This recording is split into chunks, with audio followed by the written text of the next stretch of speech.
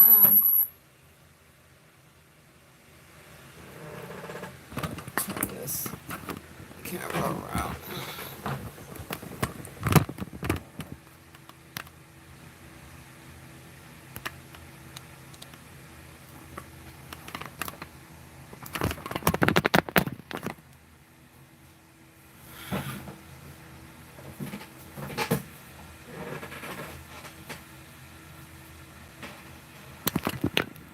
Welcome to Setup, you guys.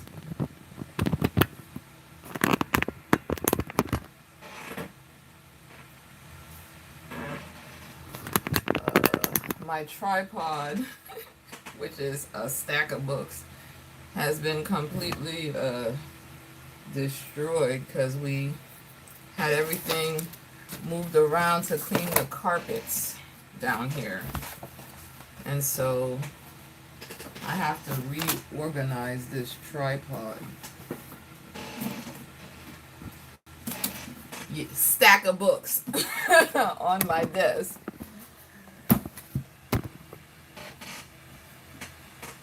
That better. I'm not gonna waste too much time on this, you guys, because school has started for us, so my time is limited. I woke up a little bit later today, and so I really want to jump right into it, because what I want to do this morning is truly, it's truly processing. Okay, why am I frozen? Am I frozen? I've noticed that, no, I'm not frozen. I've noticed that if YouTube does freeze up and you can still hear my voice, that's the most important thing. I don't have the best setup here, but the story that I read today really, really convicted me. My goal, well, first of all, if this is your first time, welcome to my channel. My name is Natasha. I'm, you know, just studying the Bible, and I like to come on here and process with you guys after I finish, spending my time with the Lord. And I wonder if it's probably, let me turn the fan off, because we have the fan on in here because we were cleaning the carpets.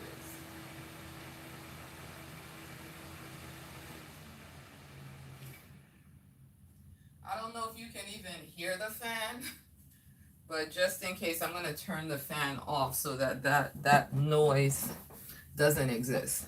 But anyway, I like to come on here and process after spending time with the Lord, just as an encouragement to you to go and spend time with the Lord. Holy Spirit will lead you and guide you just the same way He's leading and guiding me. I do follow a Bible plan. It's through the U Bible. It's an 80-day plan on the ministry of Jesus, on the life of Jesus, and it's in chronological order. Okay, and so that's what I'm doing right now. And I really wanted to take my time. If it takes more than 80 days, it's going to take more than 80 days to go through the Gospels. Because every time I've done Bible in a year, every time I get to Jesus, I feel like I need to slow this thing down and take my time. And I really wanted to start this year doing that. And so that's what I'm doing. And so today I had to read day 32, which is Mark 6:30 through 46, and Matthew 14:23 to 36. So I've only read Mark 6:30 through 46, so I'm not done yet. I'm gonna finish my reading as I work through my school day this morning, but I wanted to come on here and do this live because I was so impacted by this. So this isn't a prepared message like how your pastor would do on a Sunday, or if you went to a conference to listen to a teacher or something. I just read through this, so I'm just coming to you raw processing, okay? And so in the past, when I'm processing like this, sometimes I could get my history mixed up, or the story mixed up, or the names mixed up. I try to listen to these and go back, and in the information box, if I catch anything like that, I'll make some kind of a note of correction for those things, okay? Because it happens in conversation when we're casually talking to people, okay? And I believe it even happens when your pastor is giving a message, sometimes if he teaches off notes, you know what I'm saying? And even if he's using notes, this people can have a slip of the tongue, okay? So you go do your diligence and you know the word for yourself, because I feel like sometimes we can put ministers of the gospel, in a place where there's no grace and no mercy at all.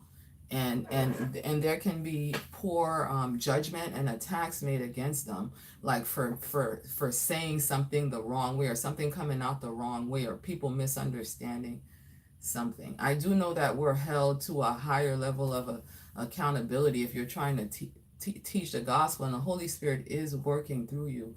But I do think that there should be room to understand that you can make a mistake, or you could be having an off day or whatever. But I'm not even trying to act like this is some kind of polished presentation. I'm just trying to encourage you, since you're a regular person just like me, and we're all regular people. You know what I'm saying? Your minister is a regular person. Your pastor is a regular person who did their due diligence. But the point I'm trying to make is you don't have to go to Bible school and spend years and years and years studying, the Bible and all the different resources that we have to study the Bible in order to have a rich experience with the Lord. God calls us to spend as much time as we can, studying his word. You know what I'm saying? And so I'm just here as something for you to see, to encourage you to do this. I started doing these videos when I realized that there are a number of channels that I follow on YouTube just as encouragement, to help me to stay on my P's and Q's about certain things that I need to get through that might not necessarily be my most favorite stuff to do. Like, for example, I like to watch, sometimes I'll even watch like cleaning videos, organizing videos, and stuff like that. Why should this be any different? For some reason, watching somebody do the thing that we are endeavoring to do encourages us to do it and to do it better. And then also it's fun to do this with people. So the way I do these lives is I'll come on here and I'll share what's on my heart, and then I'll look at the chat and be willing to interact. This doesn't always work that well for people, because people jump on here and do what they need and stay as long as they can, and sometimes they don't make it to the end. And so they kind of miss the opportunity to chat. And it seems like by the time I get to the end, people might not still be around that even made a comment in the chat. And so it's been a little bit of a hindrance to be able to actually use the chat. But I just want to let you know, if you do want to wait and chat with me, I will look at the chat toward the end. But I'm just not one of those people that's able to do the back and forth conversation and talk about what I process without kind of losing my train of thought. Okay? So this is really a way for me to really be able to release a video like this for you, because I just don't have the time in my day to film and edit a video. Okay? And so it's either this or I just won't be able to do it. And so I understand how this platform works. So this is the best way I can do it. And I'm doing it this way because I've seen other people do it this way, and it works. It works if you let it work. Okay, and so this is really a processing for me. So I'm just going to go ahead and read this passage because it blew me away, even to the extent that this morning I looked at my phone. I saw that my phone was only at 40%, and I have an older phone and it drains really fast. And my first inclination was we might not make it all the way through this live without it freezing up or doing something funky, because that's happened in the past when I haven't started the live with a full battery. But I'm going to be like Jesus, okay? If I want to be used of the Lord to meet the need, I have to use what's in my hand and not be limited by what's in my hand because it looks inadequate. I have to operate in the spirit Okay, because he even commands us in his word to walk by the Spirit. And at in that context, those people, he was telling them, walk by the Spirit so that you will not fulfill the lust of the flesh. That's Paul that said that. Okay, but when we walk by the Spirit, we're not limited by what in the natural seems to be the inadequate resource that we have in our hands. So I'm putting my faith in operation right now with this phone that I have, with this setup that I have, that the power of this message will go forth and accomplish everything God wants it to accomplish for the hearer this morning. So I really think this is a good one, because this is a very popular story that I've heard so many messages on over the years. So many messages on it. But I've really never heard it approached the way I saw it this morning. And so let me just read it for you and then get to it. Okay? So it's Mark chapter 6 verse 30 to 46, and it says, "Then the apostles gathered to Jesus and told him all things, both what they had done and what they had taught." So this is when the 12 that came back after he sent them out to minister on their own. And it says that he gave them power. He sent them out two by two. This is chapter 6 verse 7. He sent them out two by two and gave them power over unclean spirits. And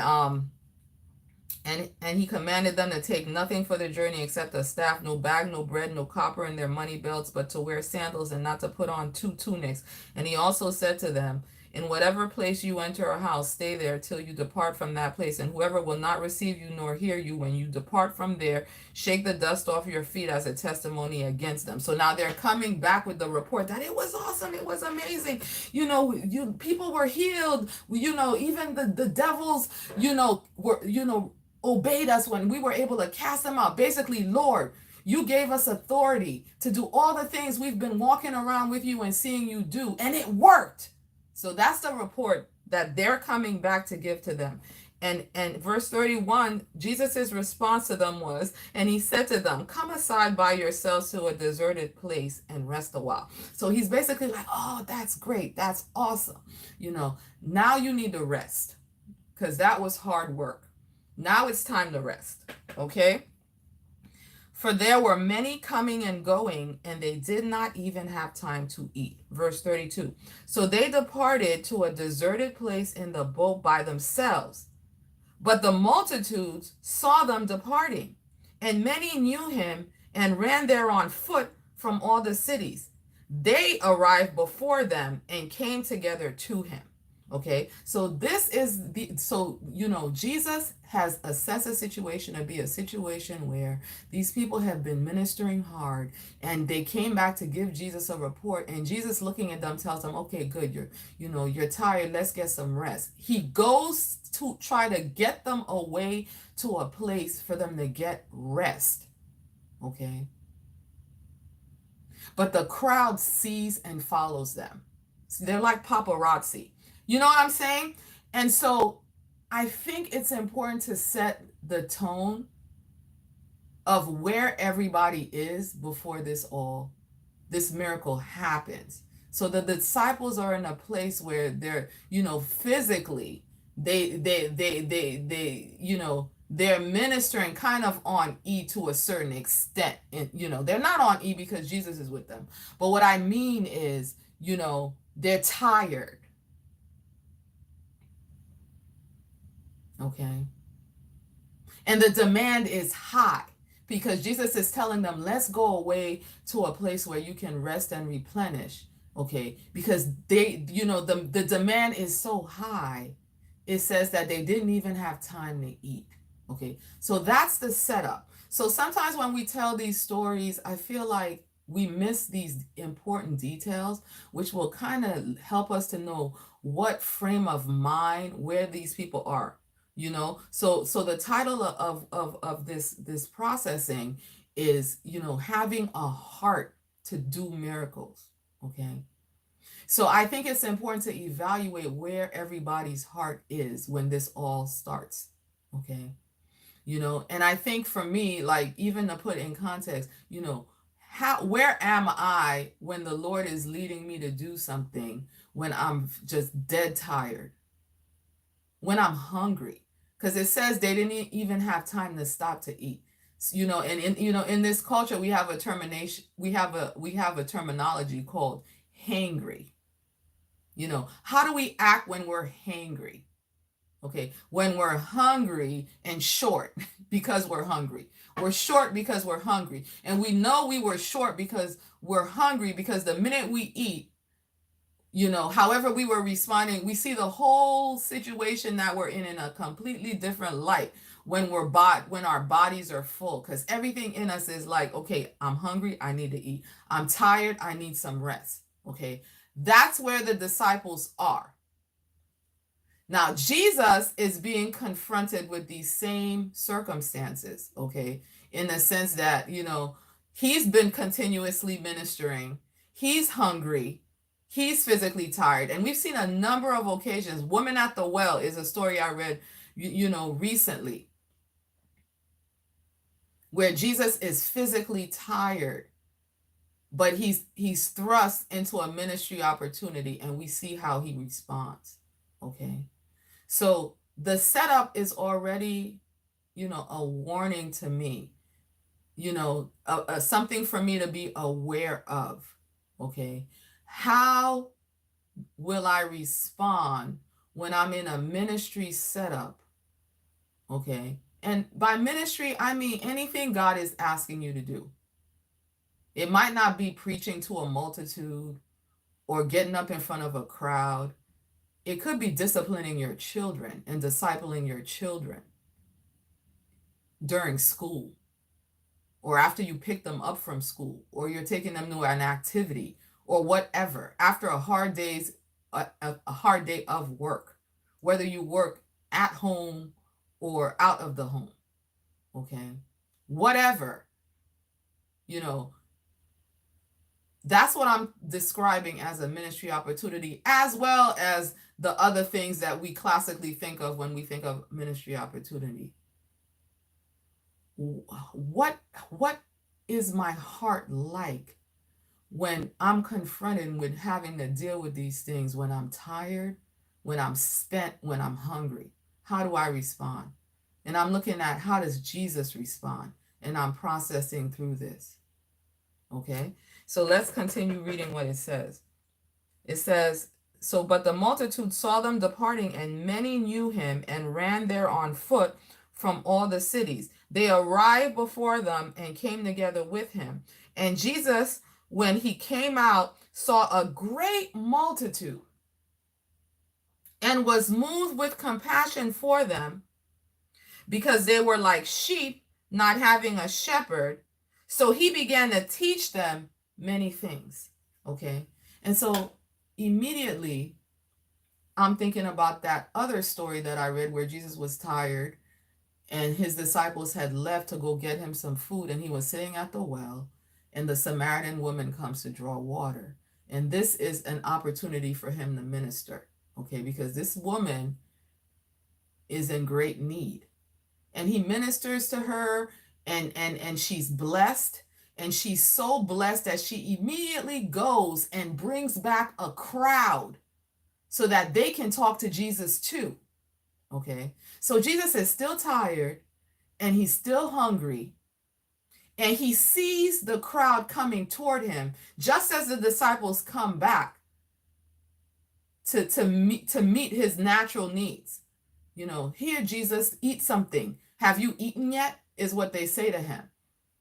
But he looks at the crowd coming toward him, and the Bible says he truly laid down his glory to live on the earth at that time as a man, with all the limitations that we have as people. Okay. The difference between him and us being that he was completely submitted to God, his loving Father, and God, his loving Father's purpose for him. Okay.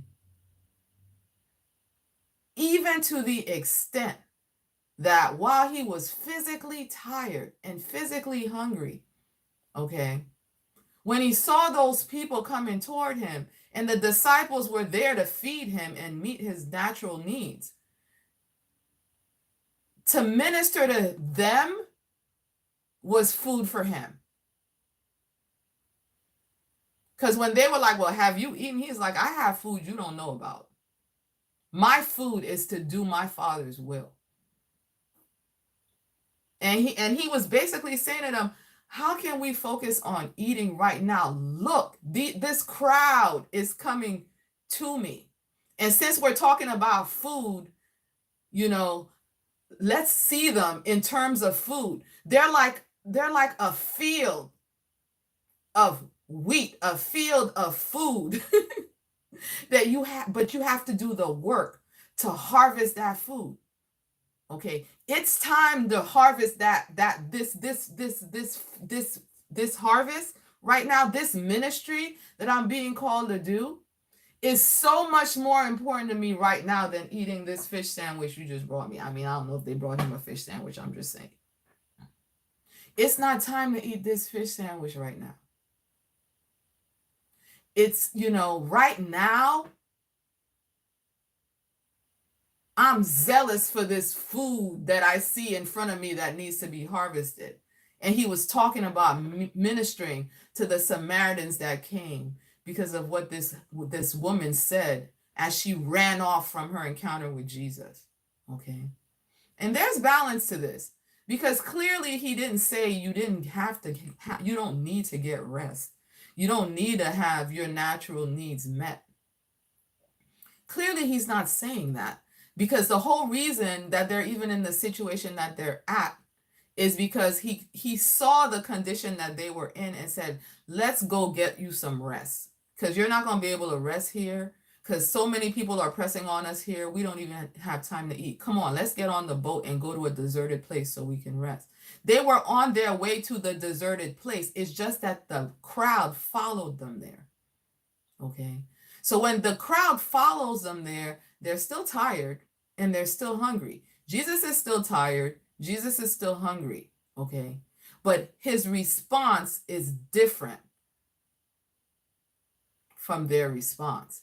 Okay, when he sees that they followed him to the other side, he doesn't get annoyed like, man, I've been ministering to these people for days. Can't they see we need to eat? Can't they see we need to rest? Or, oh man, I just can't get away from these people. We're trying to get some rest. Okay, he doesn't come out and tell them, guys, worship time is over. Okay, it's now, worship started at 10. It is now 11:30. It's time to go to lunch now. Football game today. Worship time is over.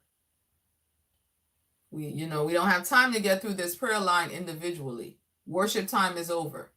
Okay, I got to eat. I'm tired. Okay, come back for 6 o'clock service. Or wait for the next conference we're having. Or make an appointment with my secretary. And I'm not condemning these things. I'm not condemning the organization that we have and the structures that we have in place. Okay, what I'm addressing is the heart position.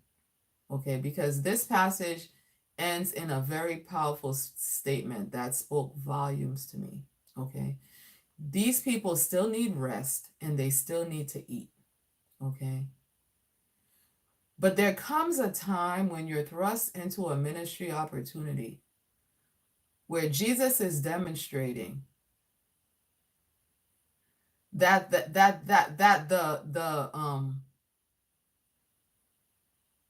the supernatural provision of God is available to you, that it will rise to meet your need so that you can go forth and reap the harvest that God has set before you. And if you walk with the heart of Jesus, you will flow into that. Okay. The supernatural provision of God that I'm talking about are the miracles that we chase. We want miracles to follow us. We want to move in signs and wonders. Okay. But in order for that to happen, we have to have the heart position where we can do that. And in this passage, I feel like Jesus leads us by example in how to position our hearts. Okay. So he's still hungry. He's still tired. He sees that the multitude has followed him to the other side when he was trying to take the disciples and himself to a deserted place to get rest. And it says his heart was moved with compassion because he was able to see them the way God sees them. He saw them as sheep without a shepherd. Okay. And if you study the Bible and if you understand the Old Testament, you know, that's fraught with prophetic references. Okay. Because God describes Israel in so many places as sheep without a shepherd, and the situation that they're in as being sheep without a shepherd, and how he was going to resolve that situation by sending them a true shepherd who would lead them. You know, and David does a beautiful job in the Psalms. I think it's Psalms 23 of describing what kind of shepherd God sends. Jesus is that good shepherd, you know, and it's so, you know, poignant in this moment that he would see them as sheep without a shepherd, because here I am to lead you. Here I am to provide for you. Here I am to protect you and to care for you. Okay. And because he sees them like this, his heart is moved with compassion to move beyond his physical needs, his natural needs of being tired and being hungry, of just needed some rest, and even having the energy to do any more because they had already been doing so much. Okay, so let's continue reading. Verse 35 says, when the day was now far spent, so, you know, they followed him. He begins to teach them many things. Okay. And it far into the day. Okay. So so now they're really hungry and they're really tired. Okay. So when the day was far spent, now his disciples came to him and said, this is a deserted place. You know, nobody had intended for this to be happening in a deserted place, because remember, they're in this deserted place because Jesus was looking for a deserted place to bring himself and his disciples to, so that they could get some rest from all the work that they had been doing. So now, because these people followed them, all of them are in a deserted place. Deserted place means there's not a lot of resources. Now we're really tired and we're really hungry, and we're not alone because all these people are hungry too. Okay, so it says, verse 36, so the disciples are saying, this is the problem that we have, and this is the solution that they come to in verse 36. They say to him, send them away that they may go into the surrounding country and villages and buy themselves bread, for they have nothing to eat. Okay, so Jesus, we're really, really hungry now, and we're really, really, really tired. We've done some good work with these people. Okay, we've done everything we know how to do, everything we have the capacity to do. Now, they're not our responsibility. It's not our responsibility to feed them. Okay, there are villages all over here where they can have their needs met. And I know if you listen with an open heart, the Lord will speak to you specifically about how this applies to you. These people are not our responsibility. There are villages where they can go and use their own money to feed themselves. Okay? And maybe in these villages, there might be even philanthropists. There might even be people that want to help them out of the goodness of their heart so that their needs are met. This is a lot of people. Okay? How can we let them go out there and fend for themselves. Okay? Remember, Jesus just saw them as a sheep without a shepherd. Sheep need a shepherd. He sees himself as their shepherd. What shepherd is going to send his flock out to fend for themselves? What shepherd is going to let his flock scatter in all directions to fend for themselves? Okay? So if you think of it that way, Jesus's response makes a lot of sense. Okay? Because they say, verse 36, it says, now Jesus is talking, verse 37, it says, but he answered them and said to them, you give them something to eat. Okay? Now imagine that. It's a huge crowd. Jesus says, no, we shouldn't send them out. You give them something to eat. Now, I believe I've read other accounts because this story is told in multiple accounts, okay? And I think I've read other accounts that say something like he didn't want to send them out lest that they would faint on the way, okay? So now we get a picture that Jesus had really been teaching them to the extent that everybody was at a point where they really needed food, to the extent that it would have been really hard for them to do what the disciples were suggesting. Just go to the neighboring cities and fend for yourself. Jesus is looking at them. They're not going to make it to the neighboring cities to fend for themselves. Their need is critical right here, right now. We need to meet this need. So already this begins with the disciples feeling like we can't do this. This is too much for us. And Jesus feeling like we have the capacity to do this. Okay, so his heart, he begins, you have a situation that's impossible. Their heart position is, this is too much for us. This is too big for us. Jesus' heart position is, we have the capacity to do this. We can do this. In fact, we should do this. So they begin in two different places. Okay. And so let's go on to see what happens. So, and then they said to them, okay, so now they're just operating according to their senses and what they know. So they said to them, okay, so should we go and buy 200 denarii worth of bread and give them something to eat? And I think to them, maybe they had 200 denarii, but even that amount was a paltry sum. If they went out and did that, to them, they still wouldn't have enough to feed everybody, because it's a lot of people. Because when we get to the end of the story, we find out that it's 5,000 men, not counting an additional women and children that was in this crowd. I mean, we read stories like this so lightly, because especially if you grew up in the church and you've been hearing this from Sunday school.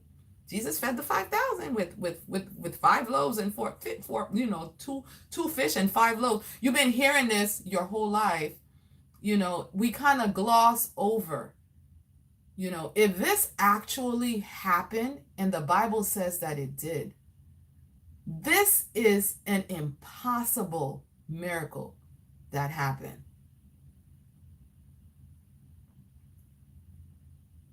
If this actually happened. And the thing that Jesus was asking the disciples to do is truly an impossible thing. Imagine if your pastor was standing in front of you right now and saying the exact same thing to you.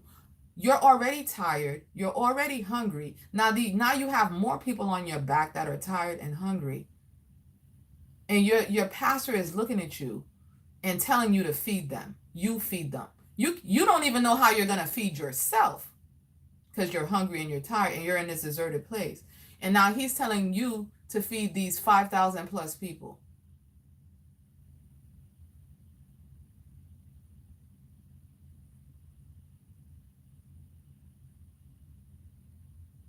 And as I'm reading through and I think as a believer, I feel like it really even almost puts me at a disadvantage, because I've been hearing it since I was a kid. I've been hearing this story and glossing it over. But during these quiet times, these times, these chill times with the Lord, I really need to sit, you know, and think practically about this stuff again. Okay? Because the setup hasn't changed. We're in the same type of setup right now. Faith requires us to believe the impossible can happen. It's not a miracle unless it's impossible. And at the beginning of the miracle, your heart has to be in a position where you can believe that it can actually happen, that God could actually give it to you, that you can actually do it. Okay? But as we go into the details of the story, I feel like the how is even that much more challenging to grasp. Okay? So let's continue. So they say, okay, so should we take money and go in and buy food to feed these people? And so he basically tells them, no, not that way. In verse 38, he says, but he said to them, how many loaves do you have? Go and see. And when they found out, they said they had 5 loaves and 2 fish. Okay? So these disciples and Jesus were going to the other side to a deserted place to get some rest. They were tired and they were hungry. It's 13 of them. Okay? Let's say it's just 13 of them. Let's say it's just Jesus's disciples and him that got on the boat. And let's say the rest of the entourage of people that traveled with him when he was ministering like that, it didn't include those people. Let's say it only included the 12 disciples and Jesus. That's 13 men. I have a husband. I have a son. Have you ever tried to feed a man when he's hungry? You're going to feed 13 men with 5 loaves of bread and 2 fish, and everybody's going to be satisfied? So what this speaks to me right now, because I didn't even see this when I was doing a study on my own, is that if the multitudes had not followed them and they had gone to the other side just to rest and eat, they would have already been confronted with the fact that really, technically, they really didn't have that much food even to meet their own needs. So sometimes you have like an inflated understanding of what you're actually working with. At the end of the day, you really don't have enough on your own anyway. God truly has always been and will always be your provider anyway. And when we walk with the full understanding of that, our capacity to do is limitless. Okay? So they all along, they only ever had 2 loaves, 5 loaves and 2 fish to feed 13 men.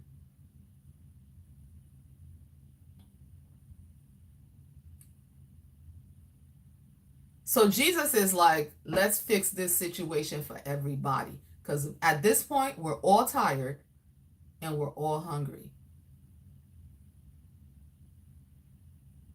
And seeing as how God, our loving Father, has always been our provider all along, even though we tend to think we provide for ourselves, and even more than that, seeing as how I actually am the bread of life,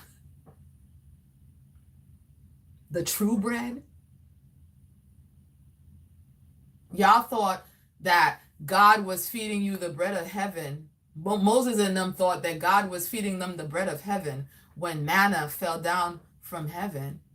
And in a sense, you can describe it that way. But Jesus came to say, I am the true bread that comes from heaven.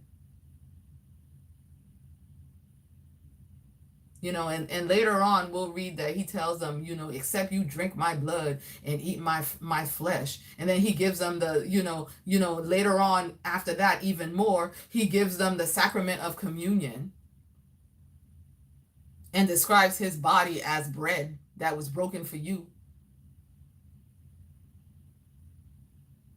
All this stuff comes together in this miracle.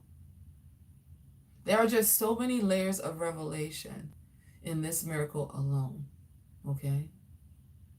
I'm your shepherd. I provide your needs. You're hungry, you're tired. I'm not limited by the fact that we're dealing with 2 fish and 5 loaves of bread. God has positioned me to meet your need. You know, and we're supposed to be the body of Christ. Jesus in the flesh is operating this way. We're supposed to be his body in the flesh in the world right now. Okay? What do you do? What do we do when we're confronted with a need that's beyond us naturally? Jesus laid down his operation as God and walked as a man in obedience to God, his loving Father. You know what I'm saying?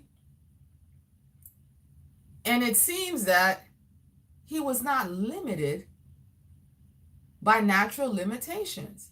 And so we see in the story as we continued, he didn't believe he was limited either. He goes, what do you have? So what's in your hand? Then he says, go and see. This is verse 38. And he says, and when they found out, they said 5 loaves and 2 fish. Okay, so verse 39, then he commanded them to make all the people sit down in groups on the green grass. So now they tell Jesus, we have 5 loaves and 2 fish. Jesus's response is not like, oh man, you were right. That's not enough food to feed these people. So no, Jesus is like, okay, let's take what we have. Take what you have. What you actually have is enough to start moving in the direction God told you to move in. What you have is enough for you to start. If you want miracles, what you have, no matter how it looks to you, is enough for you to move in the direction that God told you to move in. Okay? So now he's moving on. He's like, okay, good, bring it. Now I want you to go sit these people down at their respective tables because dinner is about to be served. You don't sit people down at a table unless you have something to feed them, unless you know you're going to have something to feed them. And we've walked with Jesus before, and we've seen him do stuff like this before. When he turned that water into wine, he took the water that they used for purification, for ceremonial purification before they ate. He took that water and he supernaturally turned it into wine. Okay, so many implications in that miracle. That first miracle that he did at the wedding in Cana. Okay. This is the water you guys are using according to the law for purification. To attain a form of righteousness. Carnally. But I've turned it into wine. And wine, you know, and it's actually the best wine. When they taste it, they're like, this is the best wine we've had tonight. It's a superior way to be purified. This wine represents my blood. But anyway, that's another tangent, you know, that I could go on, okay? But he sits them down with the same type of expectation that we're all going to eat right now. Okay? So to their credit, the disciples did what he told them to do. Okay, but we're going to look at their heart when we get to the end of this. Okay, so they did it. They sat these people down in groups. Okay, so he organized them. They organized them. So they sat down in ranks of hundreds and fifties. Those are the groups that they were organizing. Verse 41. And when he had taken the 5 loaves and the 2 fish, so he took what he had in his hand. It says he looked up to heaven. Who's in heaven? God, his loving Father. This is the example that Jesus sets for us. He's the man. I'm the man. I have a need. I take what I have and I look up to God, my loving Father. Okay? And then it says he blessed it. So he didn't look up to God, his loving Father, and say, "Oh God, you knew I was hungry. You knew I was tired. Why did you let these people follow me? And now we all hungry and we all tired. And all I have is these loaves, these two fish and 5 loaves. How am I supposed to feed the people with this, Lord? Oh Lord, how am I supposed to feed them?" That's not what he did. We do that sometimes. I do that sometimes. I've been guilty of doing that sometimes. I've been guilty of having a need and wanting a miracle and praying the kind of prayer where I'm talking to God about what I don't have and frustrated about it and begging him for what I need. But that's not what Jesus did. He took what he had and he thanked God for it. He blessed it. Thank you for this food. Thank you that we have 5 loaves and 2 fish, because we could have had nothing. We could have had even less than this. Thank you that we have this, Father. Now feed your people. Okay? And then he goes, he blessed it, and then it says he broke the loaves and gave them to his disciples to set before them, the people. And the 2 fish, he divided it among them all. And any mother with a pot of food and a bunch of people to feed understands how this went down. He didn't set it up buffet style and was like, come and eat for yourself. Just like the mom, when I make a pot of food, when everybody was really young, I used to divvy it up so that everybody got enough. Especially when I was in a tight situation where there was just not that much food, there was just enough for everybody. It was necessary to have somebody that knew how to divvy it up, okay? But the miracle is even better than that, okay?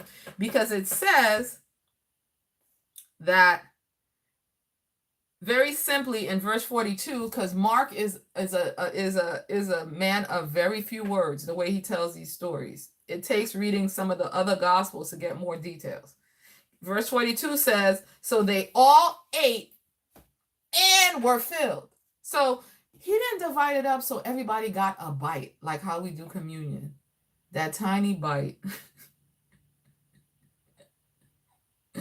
Yo, the way we do communion, that tiny little disc of bread that melts in your mouth before you can even taste it. I mean, it tastes so bad. Thank God, too. Some of them taste so bad. Some of them are so tasteless. I'm kind of glad it's not like a big hunk of bread.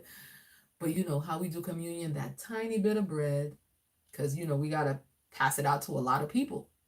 And now they got that nasty thing, the cup that has the... I probably shouldn't talk about it that way. But we do communion at home a lot, and we use Welch's grape juice and, some good unleavened bread or whatever. Sometimes it's not even unleavened. It's like saltine crackers or whatever. And I don't know, now when you go get that cup, now the COVID cup where you have the cup and then the little round disc is sealed on top, and then you take the plastic off and open that first, and then you take that up, and then you drink what's in the cup that a lot of churches are using now. It does not taste good. But it's just a drop that you swallow, and then it's down your throat before you even know it. I don't know. I'm glad we're doing something, but this doesn't seem like that's probably what Jesus was thinking about when he was like, do this in remembrance of me. Because whenever he does stuff, it's just with so much abundance. Like, I wouldn't, if we could go back in time, like I could imagine they were eating a hunk of bread and drinking a cup of wine. You know what I'm saying? And remembering what Jesus did. But anyway, that's a whole other thing. But anyway, I don't know why I went there. But anyway, They all ate. And in the way God does things, we so many times we think if he calls you in the ministry, if you're serving him with everything that you have, he's so stingy. He lets you starve all the time. And when you finally get food, it's a little bit of food that's gone in one gulp, and then you're hungry again and waiting for him to send his meager provision. And I'm not saying some missionaries don't have that testimony, but was that really God though? Is that really how God provides? Because I just don't see it in the Bible. When God's providing, you have enough. Those people were filled, and not just enough. Because then, if you go on to verse 43, it says, and they took up 12 basketfuls of fragments and of fish. So you got, and then it clarifies how many people were fed in verse 44. It says, now those who had eaten the loaves were about 5,000 men. So they had leftovers. 12 basketful, one basket for each of those disciples who had laid their life down in service. So when you serve God like that, at the end of it, something remains for you. There's bread left for you. There's extra provision left for you after that service. So this is a picture of more than enough. Not only did you eat until you were full, you have leftovers. That's how God is.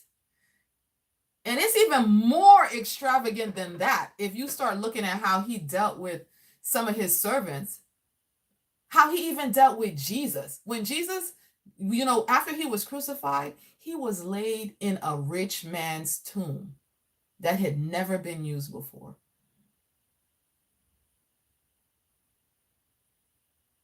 And he had Pharisees as the first people that tended to his body. From the very group of people that had crucified him.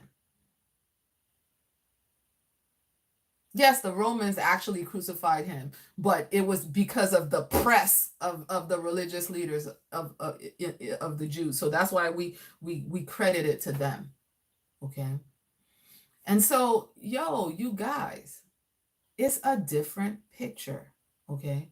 But that ends there. But if we continue reading, Mark leads into what happens next.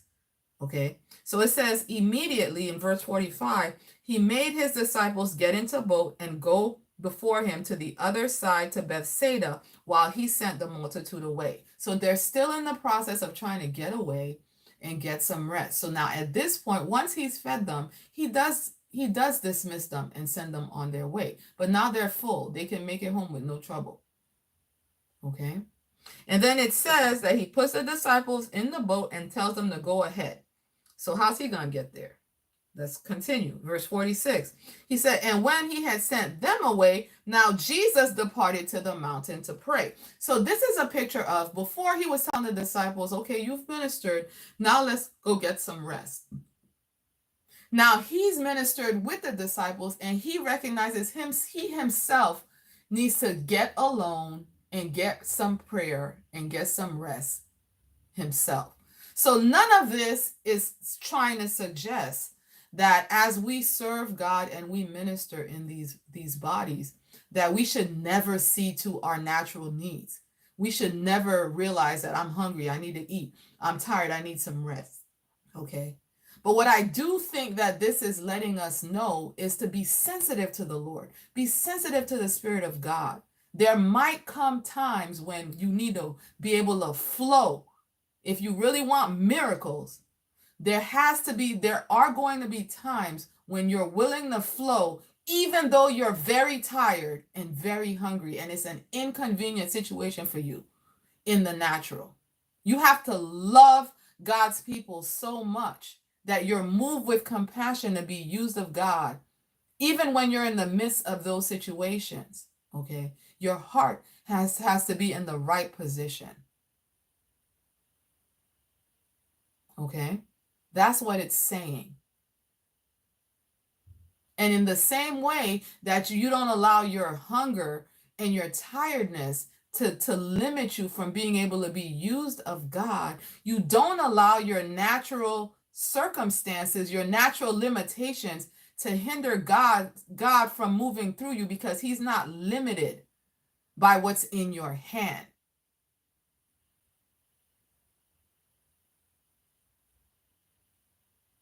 Offer what you have to God. That's the proper heart position. And Jesus demonstrates it again in this, because he sends them off. They go ahead of them in the boat. He goes up to the mountain to pray. Now he has a bird's eye view of what's happening with them. So let's read what's going on. He says, verse 47, now when evening came, so time is passing, the boat was in the middle of the sea, and he was alone on the land. This is Jesus.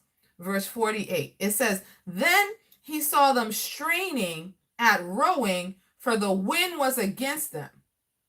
So they're trying to get to the other side, but it's hard because they're rowing against the wind. Okay. And it says, now about the fourth watch of the night.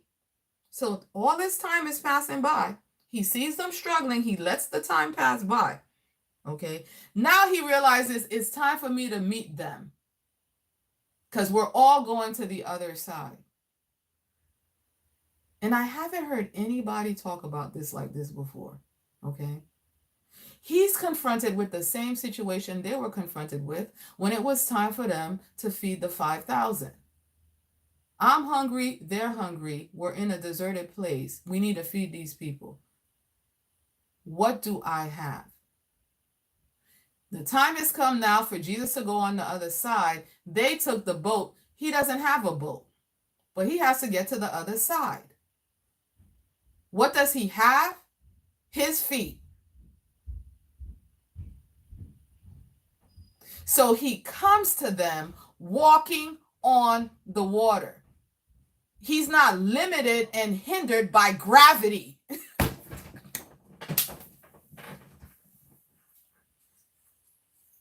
Hey, honey, do you have a meeting? Because there's no other chair. Becca took the other chair. I'm almost finished. I'm almost finished. You need to wear the other chair. You need to get the other chair. If you bring me the little yellow chair, I'll sit in that. That's on the other side, like closer to the bed. And so, sorry, you guys. This is real life, because I'm in his office. And so they didn't think they could feed the 5,000 with 5 loaves and 2 fish. That was a ridiculous miracle, because he made bread and fish multiply. He basically made something out of nothing. And now, once again, there's something he has to do. Everything in the natural would say he doesn't have what he needs, but he has his feet. Thank you. He has his feet. And so he goes, I'm sitting in this little chair. Let's see how low I am. Okay, that's too low. So he goes, he he's not limited once again. And he meets them walking on the water. Okay. And so his goal is to go to the other side. And I always thought this part of the story was funny, because it says they're struggling. You guys, once again, I had to meditate on the practical details of this story. They're in a boat on water. The wind is against them. They're struggling to row to the other side. But at least they have a boat. At least they have the manpower to try to take turns and row, so that they at least have something to work with if people are getting tired or whatever, because they've been struggling to get to the other side for a long time. Okay. Jesus doesn't even have a boat. He's confronted with the same wind, the same waves, the same distance that they have to traverse. But he's moving in a realm And I would even talk, to me, he's a natural person, moving with kingdom authority. He's operating in a realm where he's like, well, I got some feet. I need to get to the other side. Gravity is not a problem. I have authority over gravity.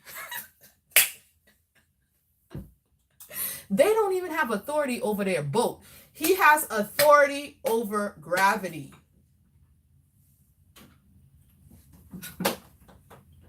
I believe I can walk on this water and get to the other side. And so he does. And we know that he has the capacity to do this because Mark doesn't tell this part of the story, but other part of the Gospels, we find out that when Peter saw him, because he goes and it says he's so focused, he would have even walked right past them, struggling to the other side, almost with the attitude that, well, they'll get there eventually. They're struggling against the wind to row. He's walking against the wind and it's all good. On water, defying gravity. And he's moving faster than them walking. That's how much they're struggling. Okay. And it says he would have passed them, but what stops him from passing them is because they see him and they cry out to him in fear, thinking he's some kind of ghost floating over the water. Let me read it. Okay. It says, he came to them walking on the sea and would have passed them in verse 49. And when they saw him walking on the sea, they supposed it was a ghost and cried out, for they all saw him and were troubled. Okay. But immediately he talked with them and said, be of good cheer. It's me. It is I. Do not be afraid. Verse 51. Then they went into the boat. Then he went into the boat with them, and then the wind ceased. So he didn't even tell the wind to stop blowing and acting up while he was walking because it wasn't a problem. But when he got in the boat with the disciples, seeing as how they were struggling so much to row, now he let the wind. He told the wind to stop.